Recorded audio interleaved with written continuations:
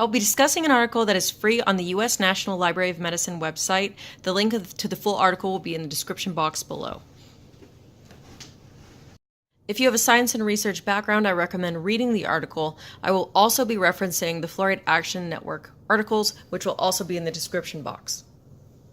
Article title, Water Fluoridation, a critical review of the physiological effects of ingested fluoride as a public health intervention. Authors Stephen Peckham and Niwi Awofeso. Overview. Introduction to fluoride, controversial public health measure, debated since its introduction to the USA in the 1950s. Introduction of fluoride research, concerns about safety and effectiveness, efficacy and effectiveness, pollutant rather than a nutrient or medicine, and additional research. Dental fluorosis, enzyme disruptor, possible links to cancer, ethical concerns, outside research, removing fluoride from water, and the discussion. Fluoride is widely distributed in the environment, occurring in the air, soil, rocks, and water, and is generally an unwanted byproduct of aluminum fertilizer and iron ore manufacture. Medicinal use of fluorides for the prevention of dental caries began in 1945 when the community water supplies in Grand Rapids, United States were fluoridated to the level of 1 ppm as a dental caries prevention measure. Dental caries refer to cavities.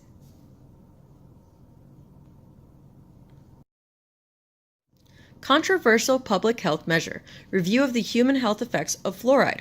Only a modest dental caries prevention effect, or cavities. Authors conclude that available evidence suggests that fluoride has a potential to cause major adverse human health problems.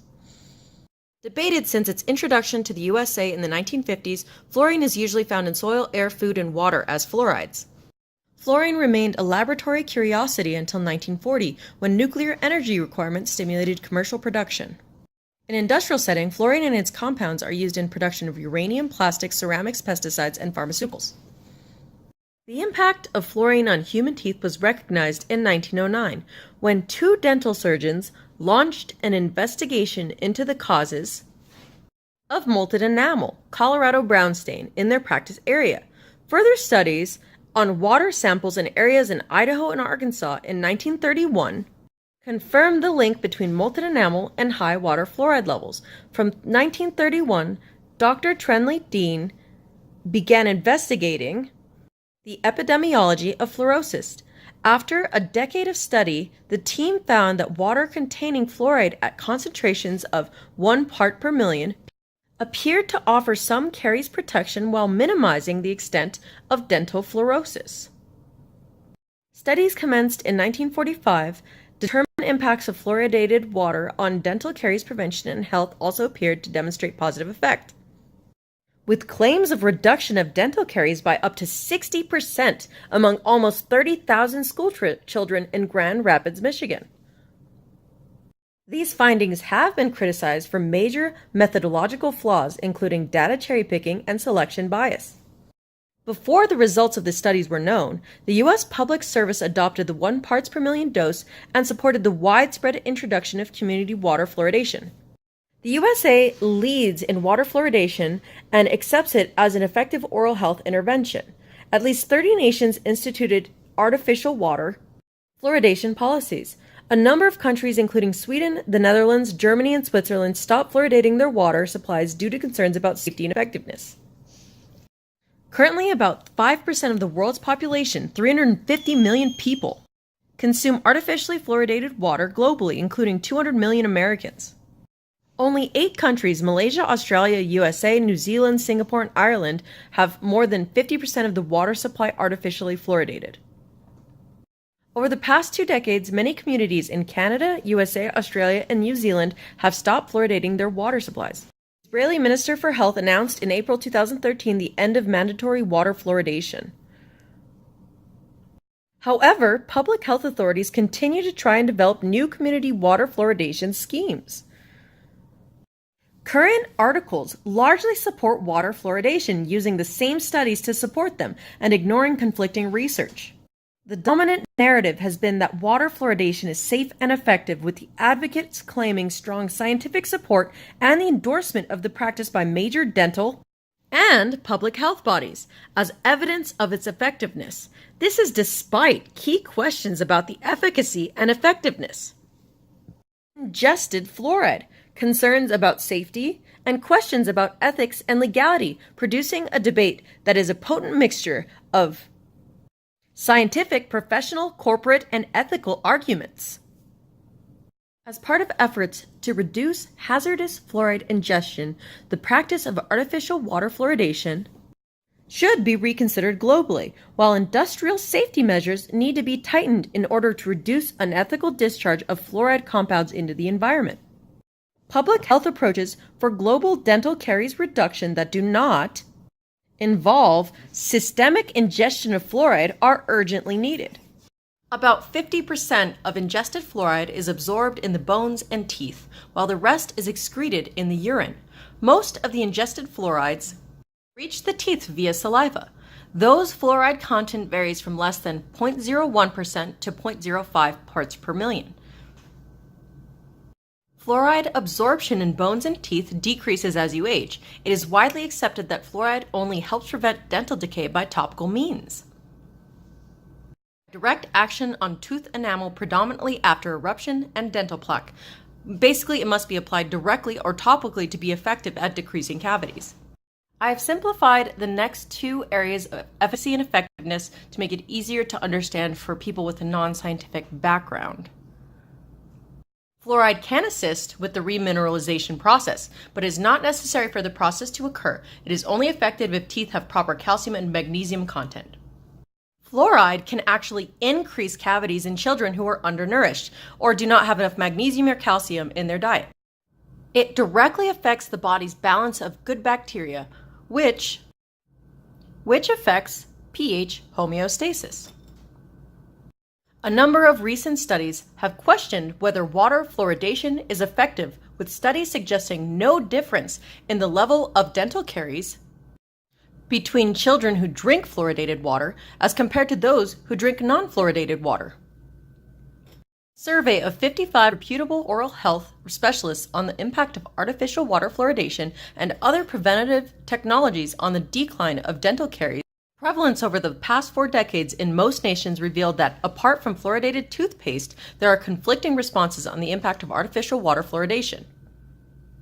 Studies focused on dental caries trends following cessation of fluoridation have produced contradictory results, in part due to study technique, availability of other fluoride sources, and consumption patterns of cariogenic foods.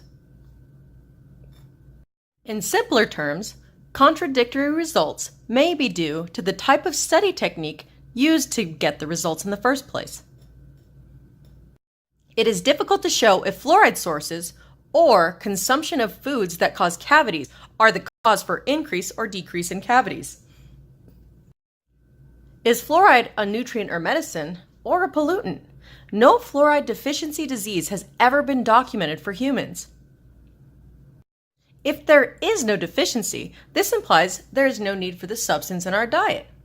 Adequate intake of fluoride rests on the alleged ability of ingested fluoride to prevent tooth decay. Since we know that the effect of fluoride is predominantly topical, the notion of an adequate daily intake is flawed. We are unable to control an individual's dose of ingested fluoride, which brings into question the concept of optimal dose in the first place. Since the 1980s, studies have identified that adults and children are exceeding these limits, contributing to the rapid rise in dental fluorosis, the first sign of fluoride toxicity. The EU Scientific Committee on Health and Environment Risks highlights that young children are likely to exceed the upper tolerable limits for fluoride. Ironically, the estimates of ingestion are probably underestimated, as they are based on ingestion from food and beverages in non-fluoridated areas. Warren et al. Have highlighted the complexity of quantifying fluoride intake in areas where there is widespread water fluoridation and increased availability of fluoride-containing products. They argue that it is doubtful that parents or clinicians could adequately track children's fluoride intake and compare it with the recommended level, rendering the concept of optimal or target intake relatively moot. Again, These studies support the conclusion that the term optimal fluoride intake should be dropped from common usage completely.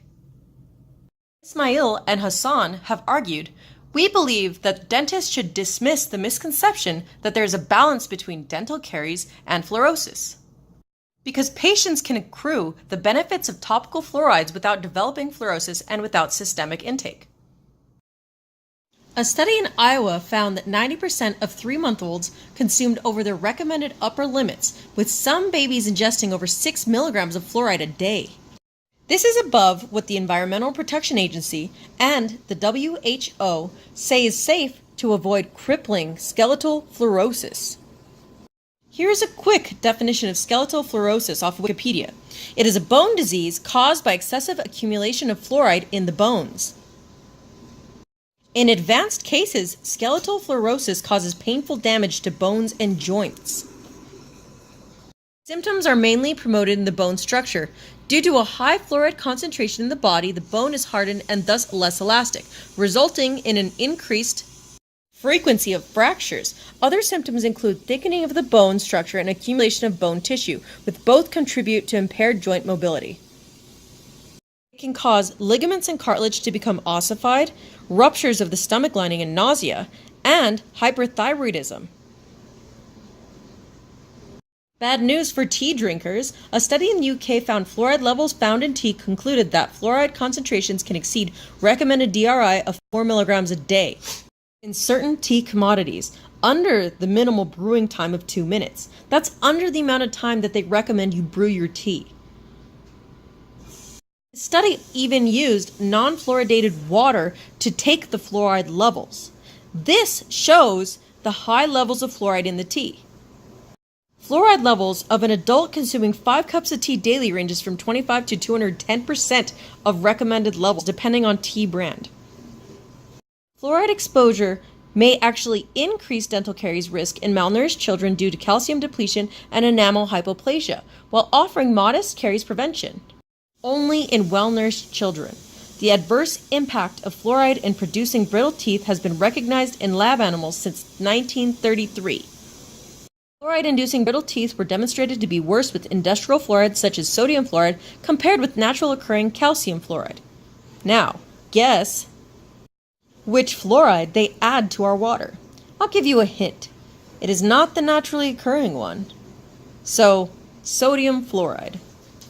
That means even though they've been aware for so long that this type of fluoride causes brittle teeth, they continue to add it to our water supply. Researcher Sauerheber has analyzed the physiologic conditions such as calcium and pH levels and systemic effects of ingested fluoride, as well as the efficacy of ingested artificially fluoridated water on dental caries prevention. He highlights the important distinction that should be made between naturally occurring fluoride, which is calcium fluoride, found in water supplies, and added fluoride compounds like sodium fluoride. His analysis, based on detailed review, concludes that there are harmful effects from adding artificial fluoride compounds to our water supplies. Earlier I mentioned skeletal fluorosis. Now we will discuss dental fluorosis. The most obvious and widespread impact of fluoride is dental fluorosis. In some cases where fluoride levels are very high or where there is prolonged ingestion at 2 parts per million or higher, cases of skeletal fluorosis have also been reported. This is the same disorder that I discussed earlier. More than 20% of workers exposed to fluoride in aluminum or fertilizer industries develop skeletal fluorosis, which is extremely high prevalence.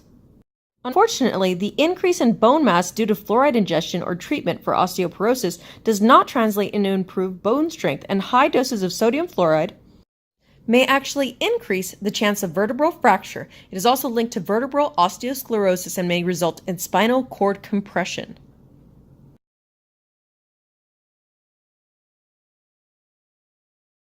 Wait, there's more!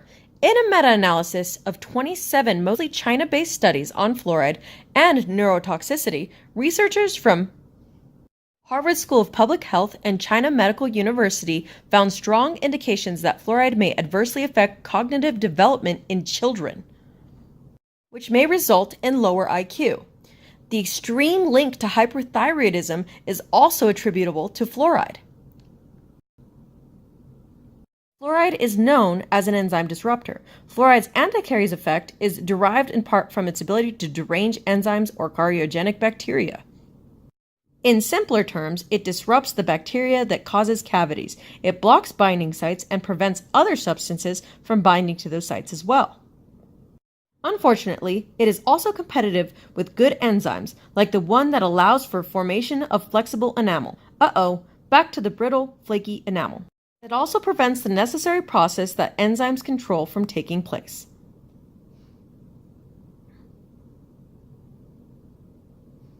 Magnesium and calcium play important roles in optimal bone teeth formation, but fluoride competes with magnesium and calcium in teeth and bones. Due to fluoride's competitive nature, the effects on bones and teeth are amplified in malnutrition, calcium deficiency, and magnesium deficiency. Potential link between water fluoride levels and cancer have been reported in medical literature. Most of these studies have not found a strong link between the chronic fluoride ingestion and cancer. Population-based studies strongly suggest that chronic fluoride ingestion is a possible cause of uterine cancer and bladder cancer. There is a link with osteosarcoma as well. Let's discuss ethical concerns. Given the uncertainties and debates about effectiveness, efficacy, and the potential for harming health, it is not surprising that community water fluoridation raises important ethical questions. However, these are not restricted to issues of benefit or harm. In addition, community water fluoridation provides policymakers with important questions about medication without consent, the removal of individual choice, and whether public water supplies are an appropriate delivery mechanism. Those in favor of water fluoridation have argued that it is ethical, as they claim it reduces inequalities in dental health by giving most benefit to children and lower socioeconomic groups. But these are the children more likely to deal with nutrition deficiencies, which actually causes an increase in cavities. Benefit in water fluoridation is at best slim, and there are more effective interventions for reducing dental decay. Arguments in favor of fluoridation rest primarily on the assumption that there are substantive benefits for children's health and that it reduces inequalities. Supporters of water fluoridation refer to key legal opinions and ethical assessments often made in the 1960s when there was little questioning of the evidence and wide acceptance. In conclusion, water fluoridation presents a number of ethical difficulties due to the poor evidence base, the lack of individual choice, and the fact that it is a universal intervention. In addition to these ethical concerns, fluoride also has an extreme effect on lead in pipes and in our bodies. Fluoride increases the acidity of water, making it corrosive, which releases more lead from old piping and into our drinking water. It also increases the uptake of lead into the bloodstream and assists in passing the blood-brain barrier, which generally protects the brain from such extreme contaminants. Lead also increases the damaging effect of fluoride, which leads to dental fluorosis more quickly and more easily with less fluoride intake. Now, how do we remove fluoride from water? Normal activated charcoal filters do not remove fluoride.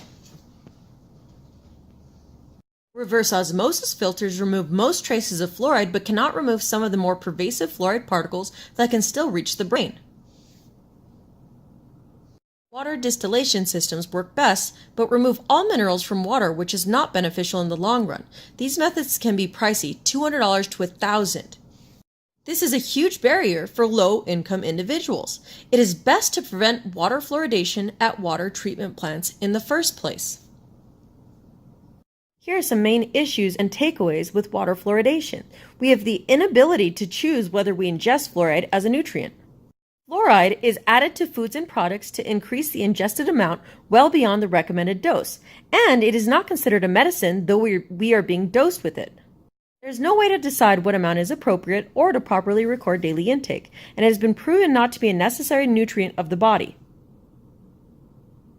It also calcifies the pineal gland, connected to sleep disturbance, growth hormone deficiency, circadian rhythm disturbance, metabolic disturbance, and increased cardiometabolic risk. There's very little benefit to fluoride supplementation. Only children experience a moderate decrease in cavities, and they must have adequate nutrition for it to be effective.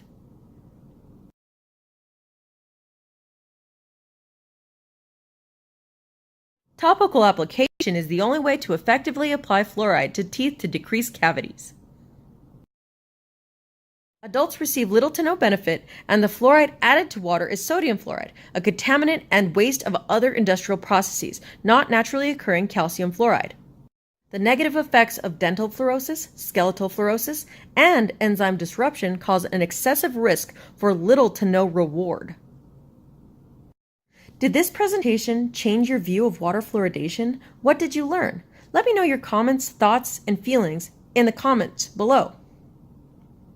To the article used for this presentation will be in the description box. All content belongs to the article authors. This presentation is not for monetary gain, only to be used for educational purposes. Most of this PowerPoint was directly quoted articles, some additions of my own to simplify concepts for listeners without science and research background. If you notice any errors, feel free to comment the correction. I do have a research background, but not in this field, and I do make mistakes. The goal of this presentation is to inform the general public of dangers of fluoride intake and water fluoridation. Thank you for watching. Please like and share. Get the information out. Call your representative if you live in the USA. Let's make a difference. Let's make a change. My next video topic will be pineal gland, scientific discoveries, esoteric beliefs, and occult physiology based on the beliefs of ancient civilizations. This message brought to you by Spirituality of Science. Please like, share, and subscribe. Also comment below. I love to hear from you.